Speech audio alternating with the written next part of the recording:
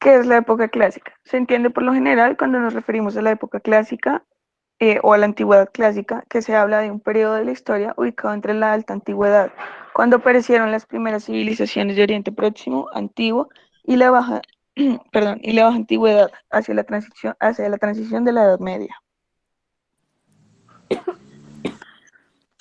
La época clásica comienza en el siglo V a.C. con el fin de la guerra entre las ciudades-estado de la Grecia antigua y el Imperio persa. Los ejércitos griegos obtuvieron la victoria ante el invasor persa. Así se fundó un nuevo sentimiento de grandeza y de confianza cultural entre sus habitantes.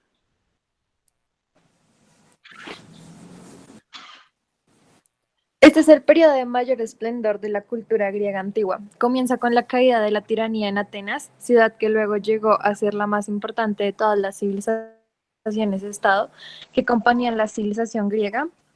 Así se dio el nacimiento de la democracia.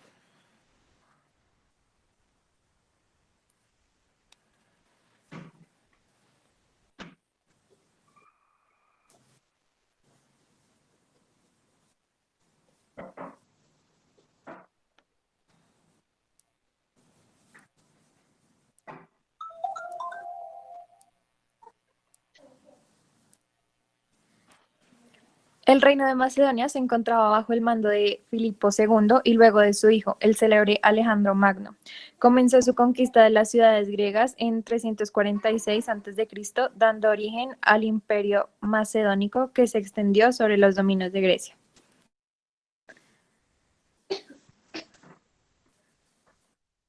La República Romana.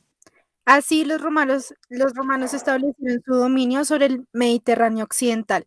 Tuvieron que enfrentarse con Cartago en las guerras púnicas, a la par que con el reino de Macedonia en las guerras macedónicas. La victoria romana en ambos conflictos cimentó las bases del Imperio Romano, que nació en el año 27 a.C. y se caracterizó por su gobierno autocrático.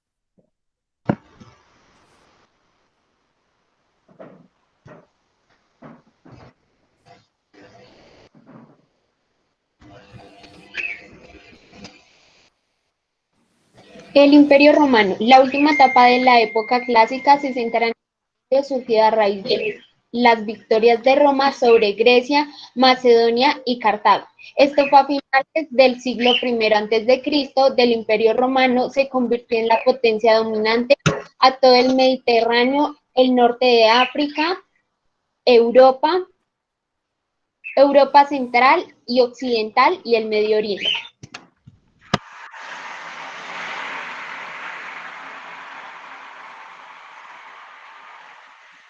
Política de la época clásica. En este periodo nació la democracia directa, se fundó el derecho romano, pero también se impusieron los más grandes imperios de la historia. A lo largo del periodo fueron constantes las tensiones entre república y monarquía, o bien entre democracia y autocracia. Durante la, perdón, durante la Grecia clásica, además se compusieron grandes tratados de política, como la República de Platón.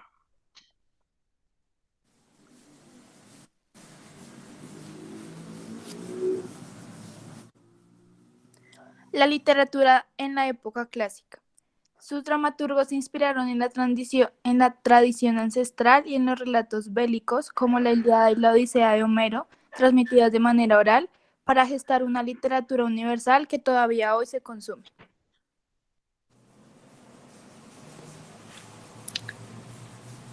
Tras la caída del Imperio Romano de Occidente y como fruto de su propia corrupción, el desmembramiento fue rápido y caótico.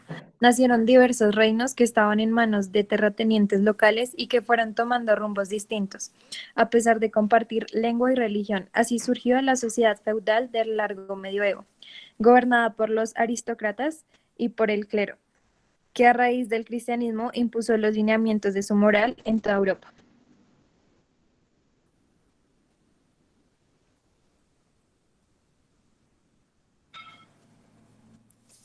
El estudio del derecho levantó cuestiones delicadas y en todos los tiempos dio lugar a disidencias entre los jurisconsultos romanos. Bajo el reinado de Augusto, estas divergencias de opiniones motivaron la formación de dos escuelas.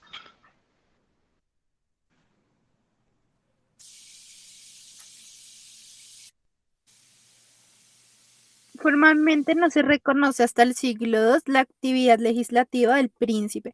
Sin embargo, este interviene en una serie de actos a los que se le dota de carácter normativo y se le designan con el nombre de constituciones imperiales.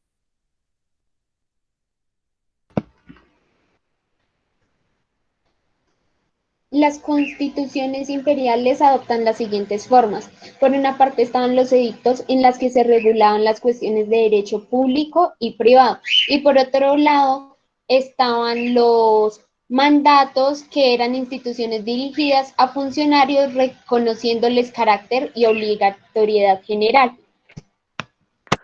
También se clasificaban en decretos, los cuales eran sentencias dictadas por el príncipe, y epístolas y rescriptos, que eran básicamente las respuestas a esas preguntas que se le formulaban al príncipe que obtenían validez jurídica.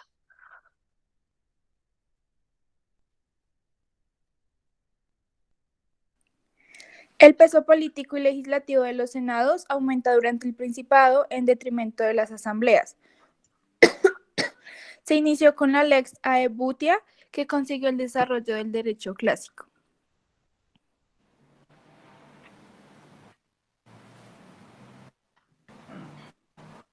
Alrededor del año 30 a.C. se da la generalización del procedimiento formulario, el cual contenía principalmente la designatio, que era el nombramiento del juez, la demonstratio, que era el relato de los hechos y del derecho en que se sustenta la acción, la intentio, que consistía en lo pretendido por el accionante, la condemnatio, parte en la que el juez recibe la potestad de absolver o condenar de acuerdo a la pretensión contenida en la intentio, y la adjudicatio, que se incluye en los procesos donde deben realizarse acciones divisorias. Y doctora, nosotras también hicimos otra parte, que son como más datos curiosos de la época. Entonces, los vamos a exponer, son corticos y ya pues damos por finalizada la exposición. Listo, Anita. Ok.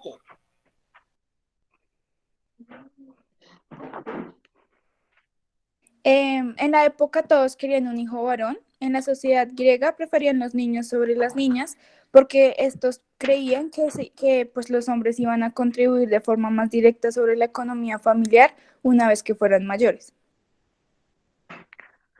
Platón escribía juegos para niños. El filósofo pensaba que los juegos tenían una relación directa sobre la personalidad y la inteligencia de los niños. Por eso creaba juegos que estimulaban la inteligencia.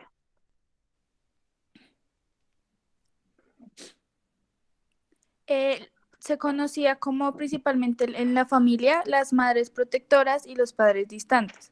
Los hombres griegos no estaban muy involucrados en el proceso de crianza, mientras que las madres eran las principales responsables de inculcarles los valores y las creencias familiares a sus hijos. En cuanto a la prostitución, estaba plenamente aceptada tanto por los hombres como por las mujeres. Ellas anunciaban sus servicios de una forma muy discreta, calzaban sandalias y cuando querían atraer la atención de un hombre, escribían con el pie en el suelo, sígueme. Además, ellas eran las únicas que llevaban los labios pintados de rojo en la época. Y por último, la infidelidad estaba duramente castigada en la antigua Grecia. A los infieles se les introducía en el ano raíces como el jengibre o tubérculos para que sufrieran intensos dolores y ardores.